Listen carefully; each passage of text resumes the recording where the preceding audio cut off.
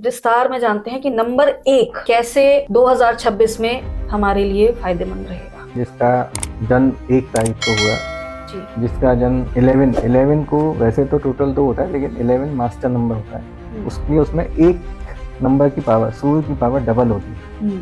11 is a master number. जैसे आप बोले 29, तो ये इसमें 11 आ गया, 9 2 11, अगेन 1, लेकिन उसमें 1 भी आ गया, साथ में मास्टर नंबर भी आ गया, 10 फिर 1। तो ऐसे सारे नंबर के लोगों के लिए ये साल न्यू बिगनिंग का साल है। तो जैसे 1, 10, 11, ऐसे ही पूरे जितने भी नंबर आएंगे जिसका टोटल 1 आए, ये साल उनका बहुत फेवरेबल साल, क्योंकि एक तो सन की एनर्जी प्लस उनके नंबर का अंक था 1। जब ये दोनों चीज़ें जुड़ेंगी तो वो इस साल में जो भी मैनिफेस्ट करना चाहेंगे वो उनके लिए बहुत तेजी से मिलेगा, मतलब असर करेगा।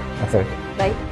तो अब आते हैं नंबर 2 नंबर हमारे 2026 में क्या प्रेडिक्शन दे रहा है? देखिए 2 नंबर होता है मून, चंद्रमा का नंबर, और एस्ट्रोलॉजी में हम लोग ऐसा बोलते हैं चंद्रमा मन से जाता है, चंद्रमा मन का कारक है। चंद्रमा आदमी को इमोशनल बनाता है, उसके मन का कारक होता है चंद्रमा। लेकिन न्यूमरोलॉजी में जब हम बात करते हैं तो हम बोलते हैं 1 नंबर राजा होता है और 2 नंबर को क्वीन, रानी की संज्ञा दी हुई। ओके, ठीक है। तो 2 नंबर में दोनों फायदे मिल जाएंगे उनको, क्योंकि साल 1 नंबर का है राजा का और 2 नंबर को क्वीन। तो वो ऐसे लोग जो 2026 में किसी का अफेयर है वो शादी करना चाहते हैं, तो ये उनके लिए बहुत अच्छा साल है, क्योंकि 2 एनर्जी पहले चलेंगी, किंग और क्वीन। ऐसे लोग जो कंबाइंड फैमिली में रहते हैं उनके लिए साल अच्छा है, रिलेटिव्स एक दूसरे को सपोर्ट करेंगे, ये बहुत अच्छा साल है।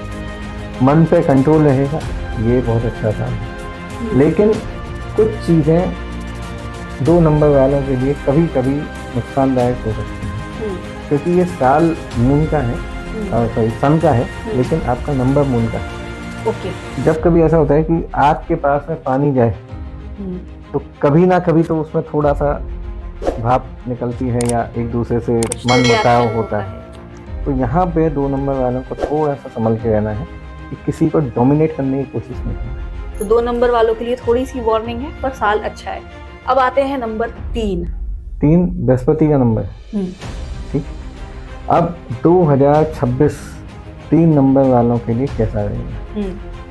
देखिए सूर्य जो है वो ग्रहों का राजा है, और बृहस्पति जो है वो उन सभी देवताओं के गुरु है। तो अब आपसे मैं एक सवाल करना चाहूँगा कि आप मान लो किंग की कुर्सी पे बैठे हो, लेकिन आपका गुरु आपके सामने आए, तो आप क्या करेंगे? यही इस साल में होने वाला है। साल राजा का है, किंग का है, लेकिन जब बात 3 नंबर वालों की आती है तो ये साल उनको कभी निराश नहीं करेगा। उनके हर बिगड़े काम ये साल में बनेंगे, क्योंकि राजा का साल है और गुरु का नंबर लेके आप बैठे हो। तो राजा कभी गुरु से लड़ाई नहीं करता, ना गुरु को परेशान करता है। तो इस साल 3 नंबर वाले हर नेगेटिव ऊर्जाओं से बचे रहेंगे।